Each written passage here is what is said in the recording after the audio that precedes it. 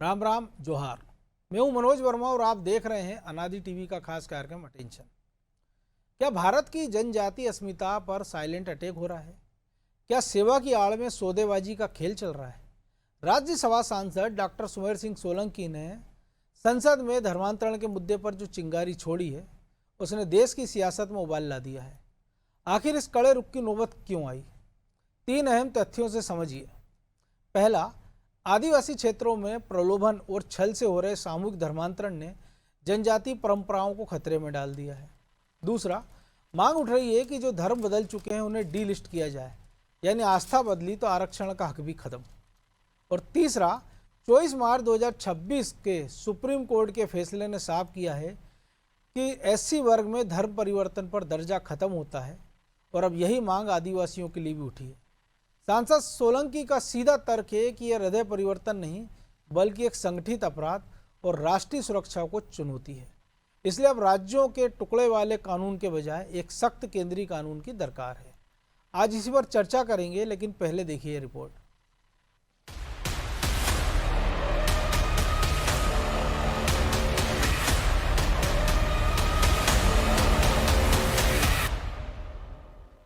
मेरे देश के जनजातीय भाइयों और बहनों से संबंधित एक संवेदनशील विषय उठाने के लिए खड़ा हुआ हूं। माननीय सभापति जी, जनजातियों में जबरन धर्मांतरण को रोकने के लिए कठोर केंद्रीय कानून बनाने की ओर सदन एवं सरकार का ध्यान चाहता हूं। संविधान में हमें धार्मिक स्वतंत्रता का अधिकार तो है, परंतु छल, बल और प्रलोभन द्वारा धर्मांतरण कानूनी अपराध है। आज धर्मांतरण हमारे देश की राष्ट्रीय सुरक्षा के लिए खतरा बन चुका है, जिस पर हमें सोचना पड़ेगा। बीजेपी सांसद सुमेर सिंह सोलंकी ने जनजातीय समाज के जबरन धर्मांतरण पर सख्त केंद्रीय कानून की मांग उठाकर राजनीतिक बहस को और हवा दे दी है। ये मुद्दा ऐसे समय में उठा है जब सुप्रीम कोर्ट भी धर्मांतरण को लेकर हाल ही में अहम फैसला दे चुका है।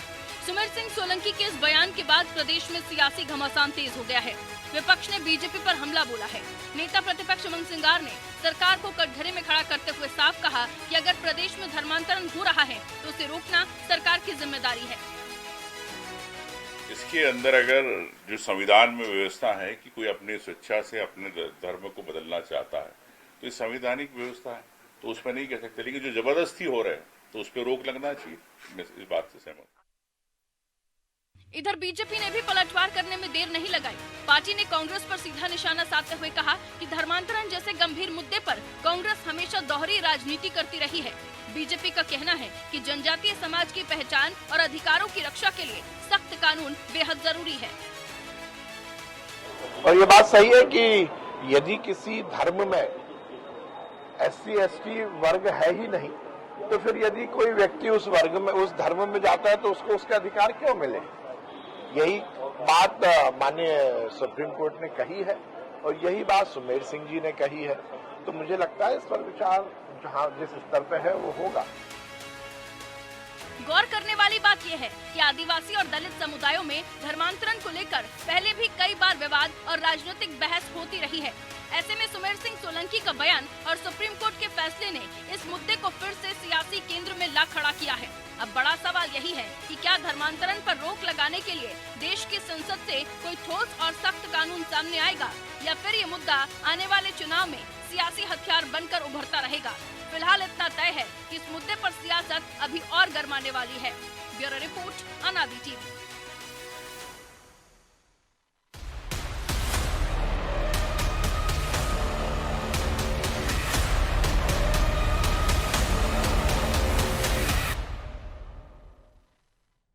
तो इसी मुद्दे पर चर्चा करने के लिए हमारे साथ जुड़ गए हैं वरिष्ठ पत्रकार चैतन्य भट्ट और हमारे सहयोगी ब्रजेश चौक से। माफ कीजिए, रमेश शर्मा जी हमारे साथ जुड़े हैं। बहुत स्वागत है शर्मा जी आपका अनादि टीवी में। और एक जो महत्वपूर्ण मुद्दा है, जो सुप्रीम कोर्ट ने भी जिसका जिक्र किया और सुमेर सिंह सोलंकी ने उसको संसद में उठाया है। हालांकि बात सुप्रीम कोर्ट ने एससी के लिए कही है, लेकिन सारे दोनों वर्ग, एसटी सबसे ज़्यादा इससे प्रभावित है, क्योंकि मिशनरी हम देख रहे हैं कि लगातार जिस प्रकार से सक्रिय रही हैं, अभी से नहीं, कांग्रेस के कार्यकाल में हमने ज़्यादा देखा और इस कार्यकाल में इन सरकारों में भी हम देख रहे हैं कि कभी झाबुआ से, कभी दमोह से, कभी भोपाल से, कभी शिवपुरी से, मतलब प्रदेश के तमाम हिस्सों से इस प्रकार की बातें निकल कर आती है। लेकिन सबसे बड़ा सवाल यही है कि जो आरक्षण का मूल लाभ तो इसीलिए दिया गया था कि जो मूल संस्कृति है वो संरक्षित रहे। तो ऐसे में अगर जो लोग आरक्षण या धर्मांतरण स्वेच्छा से कर रहे हैं तो उनको क्यों ना डिलिस्ट कर दिया जाए। ये निश्चित रूप से ये बात सही है कि ये जो जनजाति का प्रावधान किया गया था वो कहीं ना कहीं हमारे जनजाति समाज की जो पहचान है उसको बनाए रखने के लिए उसका प्रावधान किया गया था। मोटे तौर पर कहीं ना कहीं लेकिन छल और बल धर्मांतरण का सिलसिला चल रहा है। आप देखेंगे अंग्रेजों को वन संपदा पर अपना अधिकार करना था और वन संपदा पर अधिकार करने के साथ साथ उनको बंधुआ मजदूर भी चाहिए होते थे। तो वो जहां जहां भी गए हैं उन्होंने वन संपदा पर अधिकार और वहीं के जो लोगों के जो हमारे वनवासी भाई थे उनको उन्होंने बंधुआ मजदूर बनाया और बंधुआ मजदूर बना करके उनसे काम लेते थे और इसमें उन्होंने मिशनरीज को एक्टिव किया। तो ये छल और बल से छल पूर्वक उनको कई प्रकार का प्रलोभन भी दिया जाता है संगाई के रूप में कि साहब हम आपको स्वस्थ करेंगे। तो ये जो अब चल रहा है मैं समझता हूँ अंग्रेजों के जाने के बाद ये काम पर प्रतिबंध लग जाना चाहिए था, लेकिन अब क्यों नहीं लगा वो एक बात अलग हो गई, जो भी हो गया। लेकिन अब सुप्रीम कोर्ट का मुद्दा आया है और फिर इन्होंने सोलंकी जी ने भी उठाया है। मैं समझता हूँ इस पर राजनीति नहीं होना चाहिए, ये मुद्दा राष्ट्र से संबंधित है क्योंकि केवल मतांतरण या धर्मांतरण पूजा पद्धति नहीं बदलती तो पूरी उनकी वेशभूषा वो सारा बदलता है। क्योंकि हमने देखा बिहार हम बात करें, पश्चिम बंगाल, उत्तर प्रदेश या नॉर्थ ईस्ट की बात करें तो एक पूरी डेमोग्राफी बदल गई है। ये निश्चित रूप से न केवल मनोज जी न केवल डेमोग्राफी बदली है बल्कि राष्ट्र का जो मूल भाव है, राष्ट्र के प्रति समर्पण का भाव बदला है। जितने लोग धर्मांतरण कर रहे हैं वो किसी भी धर्म में जा रहे हो, वो ईसाई धर्म में जा रहे हैं, इस्लाम अपना रहे हो, तो वो कहीं ना कहीं उनकी आस्था फिर दूसरे देश के प्रति हो जाती है। खाते भारत का ही है लेकिन उसके बाद उनका राष्ट्रांतरण भी हो जाता है। तो केवल धर्मांतरण नहीं होता, संस्कृति का अंतरण होता है, राष्ट्र का अंतरण होता है, बल्कि वो अपने पूर्वजों के नाम लेना तक पसंद नहीं करते। कितने ऐसे लोग हैं, कई लोगों को मैं जानता हूं जो व्यक्तिगत बातचीत में कह देते हैं कि हमारे फला पूर्वज थे, लेकिन सार्वजनिक रूप में बिल्कुल स्वीकार नहीं करते। बहुत कम लोग हैं जो सार्वजनिक रूप से स्वीकार करते हैं। एक बात जो मैंने कई बार अपने चैनल पर भी कही है, जितने वनवासी हैं वो सारे के सारे ऋषियों की संतान है। भारत में जितने लोग हों, वो चाहे शर्मा लिखते हो, वर्मा लिखते हो, चौक से लिखते हो, श्रृंगी लिखते हो, वो सारे लोग 7 ऋषियों की संतान है। उदाहरण में 3-4 देकर के बात खत्म करूंगा, 1 मिनट का समय लूंगा आपसे, आधा मिनट का। श्रृंगी ऋषि हुए हैं, आदिवासियों में श्रृंगार होता है। कश्यप गोत्र आदिवासी में भी है और कश्यप गोत्र ब्राह्मण में भी है। वेद में बादरायण ऋषि है, बादरा आदिवासी होता है। भिल्ल स्वामीन ऋषि है, भील होता है। गोंडपाद ऋषि है, गोंड होता है। पूरी की पूरी अगर आप भृगु ऋषि हैं, भगोरिया होता है, भगोरिया ब्राह्मण भी होते हैं। कुल मिलाकर के सारे लोग एक सिरे से जहां तक सारे 7 ऋषियों की संतान है, लेकिन योजना पूर्वक उनकी तो नीति थी कि डिवाइड एंड रूल, उसके तहत उन्होंने पहले समाज को बांटा, क्षेत्र को बांटा। आप कल्पना कर सकते हैं उनकी बांटने का षड्यंत्र। उन्होंने पहले तो क्षेत्रीय मिलिट्री बनाई, मद्रास रेजिमेंट अलग बनाई, राजस्थान रेजिमेंट अलग बनाई, पंजाब रेजिमेंट अलग बनाई। वो पंजाब में भी उन्होंने पंजाब रेजिमेंट अलग बनाई और सिख रेजिमेंट अलग बनाई। सिख है, महार है, जाट है, मराठा है, तो सब जगह उन्होंने महार रेजिमेंट अलग, मराठा रेजिमेंट अलग, राजपूत रेजिमेंट अलग, राजस्थान रेजिमेंट अलग। और इन सब के भर्ती के जो प्रावधान थे वो उन्होंने अलग अलग किए ताकि लोग आपस में लड़ें। और क्योंकि हम जब तक आपस में लड़ते रहेंगे तब तक कहीं ना कहीं विदेशी षड्यंत्र सफल होता रहेगा। तो मैं समझता हूँ ये जो आया है अभी मुद्दा, जनजाति वाला मुद्दा, उनकी संस्कृति सुरक्षित रखने के लिए बहुत आवश्यक है। इस तरह का ठोस कानून बनना चाहिए। जी ब्रजेश जी, हम देखते लगातार कोई ऐसा टिपिकल मुद्दा रहता है तो सरकारें कहती है कि जो सुप्रीम कोर्ट कह देगी या कोर्ट कह देगा मंजूर है। अब तो कोर्ट ने भी कह दिया इससे, तो अब वक्त आ गया कि एक केंद्रीय कानून बना दिया जाए, क्योंकि अलग अलग राज्यों में अलग अलग कानून हैं, लेकिन कहने को है वो कई बार, लेकिन इसके बाद भी इस प्रकार की घटनाएं देखने रुक नहीं रही है। और जो मिशनरी हैं कई हैं जो वाकई में सेवा का काम कर रही है, लेकिन जो सेवा की आड़ में जो इस प्रकार के खेल चल रहे हैं उस पर भी रोक लगाना चाहिए, चाहे वो कोई भी धर्म के लोग कर रहे हों, चाहे वो इस्लाम के लोग कर रहे हों या क्रिश्चियन कर रहे हों। और दूसरा कि कई बार पॉलिटिकल पार्टी को अपना एजेंडा, जैसे बीजेपी की हम बात करें तो हम देखते हैं कि जब उनको केरल में वोट चाहिए होता है तो ईसाई मिशनरी उनको याद आ जाती है, नॉर्थ ईस्ट में ईसाई मिशनरी याद आ जाती है, लेकिन जब वो उत्तर भारत या मध्य भारत में आते हैं तो वो हिंदुत्व की बात करने लग जाते हैं। देखिए मनोज जी, सबसे बड़ी दिक्कत तो यही है कि वोट बैंक देखा जाता है, चाहे वो बीजेपी हो या कांग्रेस हो। यदि वोट बैंक नहीं देखा जाता हो तो निर्णय अलग तरीके से होते। आप देखिए कि यदि आदिवासी वो लाभ ले रहे हैं लेकिन दलित वो लाभ नहीं ले पा रहे हैं, तो कानून में दलितों के लिए यदि आप धर्म परिवर्तन कर लेते हो तो आप खुद से वो दर्जा आरक्षण का छिन जाता है, आपको वो सुविधा नहीं मिलेगी। लेकिन एसटी में ऐसा नहीं है। आदिवासी में आदिवासी धर्म परिवर्तन कर लेते हैं तो उनको वो तमाम सुविधाएं आरक्षण की मिलती रहती हैं जो आदिवासी के नाते उनको मिलती रही हैं। तो इसमें दो तरह की चीज़ें हैं। हालांकि आपने संविधान में प्रावधान दे दिया कि जो एससी वर्ग है वो छुआछूत और भेदभाव के कारण उसकी अलग चीज़ है, और आदिवासी पहचान की बात करते हैं कि आदिवासी धर्म परिवर्तन कर लेता है, वो संस्कृति को पहचान के आधार पर उनको आरक्षण दिया गया है, ना कि जाति के आधार पर कि उनके साथ भेदभाव हो रहा है, छुआछूत हो रही, उस आधार पर नहीं दिया गया है। उनकी वो सांस्कृतिक और जो उनकी पहचान है वो बरकरार रहे, इस आधार पर उनको आरक्षण दिया गया है। लेकिन आप देखिए जब वो मिशनरी या ईसाई धर्म अपना लेते हैं तो क्या उनकी पहचान बरकरार रहती है? वो आदिवासी रहते हैं क्या? निश्चित तौर पर पहचान बदल जाती है ना। उनकी उनके जो मूल प्रकृति की पूजा करते हैं वो जाके वहाँ मसीह की पूजा करने लगते हैं, ईसा मसीह की।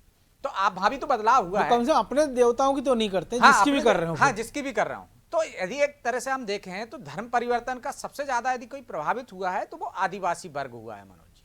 चाहे मध्य प्रदेश की बात कर लें चाहे अन्य राज्य, मिशनरियों ने सबसे पहले टारगेट ज्यादा से ज्यादा आदिवासियों को ही किया है। लेकिन जो आपने कहा ना वोट बैंक, तो आपको मिशनरी के वोट बैंक चाहिए तो आप उस हिसाब से कोई निर्णय नहीं ले पा रहे हो, चाहे गाय का मामला हो चाहे आरक्षण का मामला हो। लेकिन इसमें समीक्षा करने की जरूरत है। हर चीज आप कोर्ट के माध्यम से क्यों?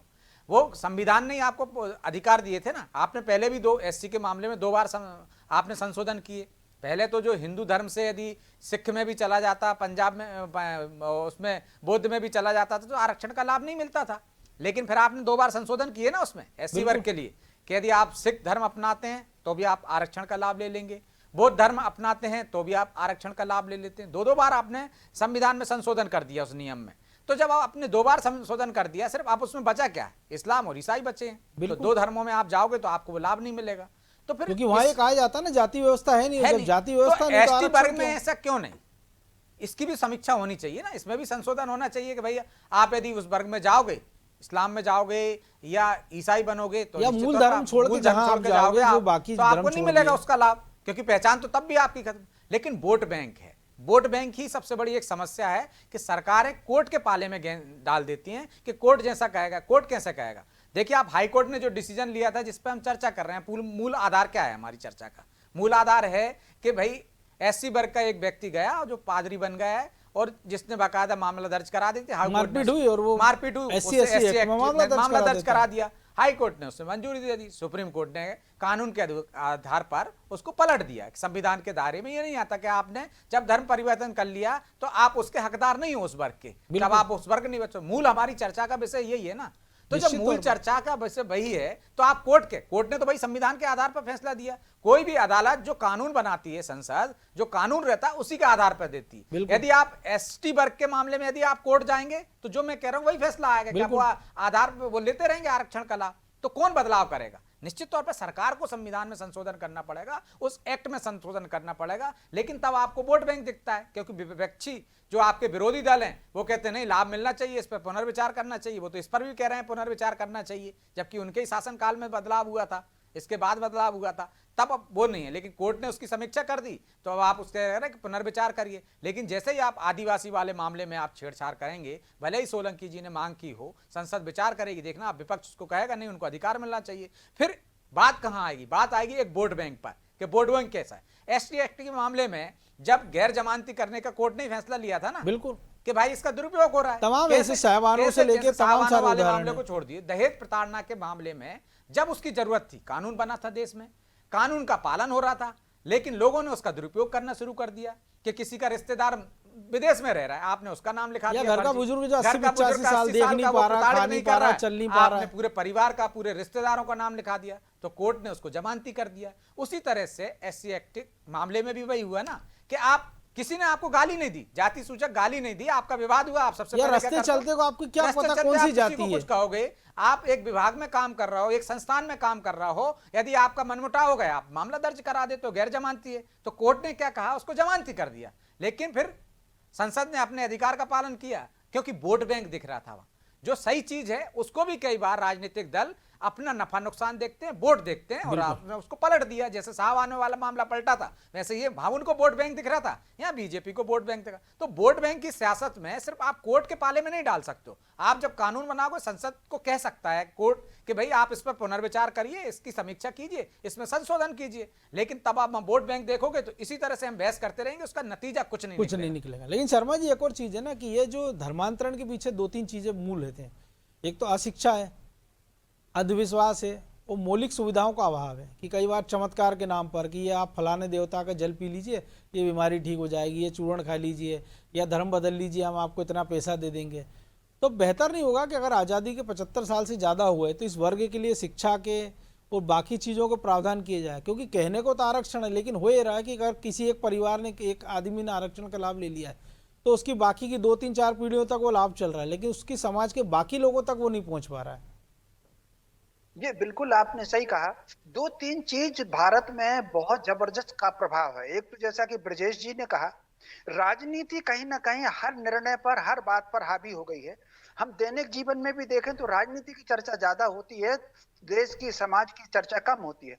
तो जो निर्णय सरकारें ले रही हैं, कहीं ना कहीं राजनीतिक हित को लेकर के निर्णय लेती हैं। वो आरक्षण का एक उसमें निर्णय है। दूसरी, समाज में अदूरदर्शिता है और कर्मशीलता का अभाव है जी। समाज में एक बड़ा समूह ऐसा है जो कम काम करके भी अपने को ज्यादा लाभ लेना चाहता है। भगवान जी के पास जाएगा कि हम 5 रुपए का प्रसाद चढ़ा देंगे, हमारा प्रमोशन हो जाए, बीमारी ठीक हो जाए। तो इसका लाभ कुछ दूरदर्शी सरकारें भी है ना सर, कि अगर वो कह रही कि 80 करोड़ को हम राशन दे देंगे, आपको उज्ज्वला गैस दे देंगे, आपको फ्री में राशन दे देंगे, आपको मकान दे देंगे, शौचालय दे देंगे, आपकी बच्ची या पत्नी, बेटी, बहन को हम 1,500 रुपया दे देंगे, 2,500 दे देंगे, अगली बार 3,000 दे देंगे। ये निश्चित रूप से ये जो इस तरह की योजनाएं हैं, ये व्यक्ति की कर्मशीलहीनता को और आगे बढ़ा रही हैं। इसी तरीके से अगर हम वनवासियों को देखेंगे तो मोटे तौर पर उनको दूर करने को, सबसे पहले तो उनको आपने जंगल से बेदखल किया अंग्रेजों ने, और जब उनको खाली कर दिया, मजदूर बनाया, और मजदूर में भी प्रॉपर काम नहीं मिला तो बेचारे भूखों मरे। तो फिर चर्च सक्रिय हो गया, तो फिर राजनीति सक्रिय हो गई। तो कुल मिलाकर के समाज में दरअसल में जो एक केंद्र होता है, जो केंद्र समाज में जागृति पैदा करता है, वो केंद्र उन्होंने पूरे योजना पूर्वक सनातन समाज से दूर कर दिया। आप अगर देखेंगे, सारा मुस्लिम समाज जो है वो उलेमा से, इमाम से और मसाजिद से जुड़ा हुआ है। सारा ईसाई समाज जो है वो पादरी से और नन से और चर्च से जुड़ा हुआ है। हमने ट्रंप की भी तस्वीरें देखी कि चर्च के लोग उनको आशीर्वाद देना, शायद ईरान युद्ध में जीत के लिए। लेकिन सनातन समाज में जो हमारे यहाँ गांव में पुरोहित रहता था और मंदिर का जो पुजारी रहता था, उससे उन्होंने तोड़ दिया और उसके खिलाफ योजना पूर्वक अभियान चला, फिल्मों से चला, साहित्य से चला। तो अब समाज बिखर गया। तो कहीं ना कहीं पेड़ वही आसमान की ऊंचाई पर रहता है जो कहीं ना कहीं किसी जड़ से जुड़ा रहता है। जड़ अगर कमजोर हो गई है, पतंग वही डोरेगी जब डोर से बंधी रहेगी। तो समाज को उन्होंने बिखराया, भीड़ में बदल दिया। भारतीय सनातन समाज एक भीड़ में बदल गया। बहुत आवश्यकता इस बात की है, राजनीति से बहुत अलग हट करके जो जागरूक लोग हैं उनको आगे आना चाहिए और समाज को कर्मशीलता समझाएं। एक उदाहरण मैं देना चाहता हूं, चींटी से लेकर हाथी तक जितने प्राणी हैं, मनुष्य से करोड़ों अरबों गुना है, वो सब अपनी रोटी खुद कमा लेंगे, जोड़ा खुद बना लेते हैं, संतान को पैदा करके उसको खाना जुटाने लायक बना लेते हैं, सुरक्षित रहने के लिए घर जगह ढूंढ लेते हैं। और इन्हीं काम के लिए सरकारों ने राजनीति के चलते व्यक्ति को आश्रित कर दिया कि हम इतने करोड़ को गेहूं देंगे और इतने जो इन सबसे लाख गुना बुद्धिमान है। तो मुझे आप बताइए, केंचुए से लेकर के चूहे, बिल्ली, चींटी, मच्छी, मच्छर जो अपनी निजी जरूरतें पूरी कर रहे हैं, प्राकृतिक जरूरतें पूरी कर रहे हैं, वो उसके लिए आपने सरकार को आश्रित कर लिया। तो लाठी लेकर के आप लंबी दूर तक चल नहीं सकते। समाज में अभियान चलना चाहिए, आत्मनिर्भरता का अभियान चलना चाहिए। और ये जो इस तरह की राजनीतिक बातें होती है कि आरक्षण मिल जाए और हमको सम्मान निधि मिल जाए और हमको लाडली बहना निधि मिल जाए, ये सारी चीजें हमको बंद होना चाहिए। व्यक्ति पुरुषार्थ करिए, उसको काम करने का अवसर दीजिए, उस आधार पर रहिए। तो आप कल्पना कर सकते हैं किस प्रकार ये समाज कहाँ जा रहा है। प्रसंग ना हो कते भी मनोज जी, मैं उदाहरण जी। हूँ। एक जमाने में बिजली नहीं थी, पेट्रोल नहीं थी, गैस भी नहीं थी, आदमी 100 साल जीता था ठाठ के साथ। अब उन्होंने इतना गुलाम बना लिया इस पेट्रोल और गैस के लिए। मैं महीने भर से यही बहस सुन रहा हूँ कि वहां पेट्रोल नहीं है, वहां गैस नहीं है। तो कुल मिलाकर के कहीं ना कहीं जो प्राकृतिक स्वरूप है मनुष्य का, मनुष्यत्व का, उसको जागृत होना चाहिए। पूरे वनवासी समाज में जो पहले केंद्र होते थे, जिनको कुल्ली कहते थे, कोई गांव का मुखिया होता था, समाज का मुखिया होता था, मैं समझता हूं उसकी जागृति होना चाहिए। और गांव के मुखिया के रूप में, समाज के पुरोहित के रूप में, हर वर्ग में एक पुरोहित होता था। तो कुल बिल्कुल। मिलाकर के वो जागृत होना चाहिए, तब समाज संगठित होगा। जी। लेकिन शर्मा जी, आज की तारीख में वो कौन है? आप मार्गदर्शक कौन है, नेतृत्व कौन कर रहा है समाज का? वो राजनेता कर रहे हैं, जिनको हम अपने, जिनके अनुयायी, जिनके समर्थक हैं। अब आप उनसे उम्मीद करोगे कि वो पुरोहित की तरह काम करें, कि निष्पक्ष होकर बात करें कि ये सही है, इसीलिए ये तो गलत है। फायदा हम देख रहे हैं, खराज जैसे लोग इसीलिए तो निकल कर आते हैं ना इसी समाज से। लेकिन ब्रजेश जी, एक और चीज है ना कि जब आपने आस्था है आपकी, मान लीजिए किसी धर्म में, और आपने धर्म बदल लिया कि, तो फिर आपको खुद ही आरक्षण छोड़ देना चाहिए। और अगर आप लालच में गए तो फिर कानून बन जाना चाहिए। इतनी सी एक बात है जो आपने जिक्र भी किया। लेकिन सवाल यही है ना कि आप दोनों नावों में पैर रखना चाहते हैं। जैसे हम एक वर्ग के लिए बात करते हैं कि आपको सुविधा संविधान की चाहिए, लेकिन कानून शरीयत का चाहिए होता है। देखिए मनोज जी, यहाँ पे ना आस्था की बात हो रही है, ना संविधान की, यहाँ लाभ की बात। बिल्कुल, लालच की बात हर है, व्यक्ति सीधे देख सीधे। रहा है कि मेरा फायदा क्या है। हम राजनेताओं की बात करें तो वो देखता मेरा फायदा क्या है। वो निचला तबका जिसको शिक्षित होना चाहिए, जिसको अच्छा बुरा होना चाहिए, क्या आप समझ रहे हो कि वो सिर्फ एक भ्रम में जा रहा है? वहां पर वो लालच में जा रहा है, निश्चित उसको तौर वहां पे पर। फायदा दिख रहा है कि आदिवासी किसान, कोई भेदभाव नहीं हो रहा है, उसको वहां पे आर्थिक लाभ दिख रहा है। यदि हम सरकार की बात कर लें तो आप यदि किसी पार्टी को वोट दे रहे हो, लालच में दे रहे हो, तो ये आपका आर्थिक लाभ दिख रहा है ना। आप ये नहीं देख रहे हो मेरे गांव की सड़क बन रही है कि नहीं बन रही, मुझे बिजली मिल रही है कि नहीं मिल रही, सामूहिक मुझे लाभ की स्वास्थ्य जगह व्यक्तिगत हाँ, लाभ देख रहा है आदमी। व्यक्तिगत लाभ देख रहा है। तो ये समस्या अब वहां भी लागू होती है। यदि मिशनरी कोई उनको इस आधार पर नहीं कि चमत्कार में 2 दिन आदमी जाएगा, एक दिन ऐसा होगा कि चमत्कार से उसका मोह भंग हो जाएगा। कई बार चमत्कार में चला जाता है ना आदमी, लेकिन फिर वो चमत्कार ज्यादा दिन तक रहता नहीं। वो माया जाल है, वो कुछ समय के लिए रहता है। भ्रम से बाहर निकलेगा आदमी, वापस लौट आएगा अपने धर्म में। लेकिन वहां पे उसको लालच दिखता है कि यदि आपने कहा कि साहब आप ये धर्म अपना लीजिए, आपके बच्चों को ये शिक्षा मिलेगी, मुफ्त में शिक्षा मिलेगी, हम आपको इतने पैसे देंगे महीने के, आपको ये रोजगार दे देंगे। तो समस्या की मूल जड़ कहां है? बिल्कुल। लालच है ना। हाँ, तो यदि बिल्कुल। सरकार या तो एक तो जागरूकता लाए, नेताओं में वो नैतिकता आनी चाहिए जो होनी चाहिए। क्या आप समाज सेवा के लिए आए हो? आप अपने घर भरने के लिए नहीं आए हो, या आप सिर्फ ठाट बाट से रहने के लिए नहीं आए। आप जो निचला तबका है, जो कम समझदार है, जब उनको कम पढ़ा लिखा कहते हैं, जो लोगों की बातों में जाए।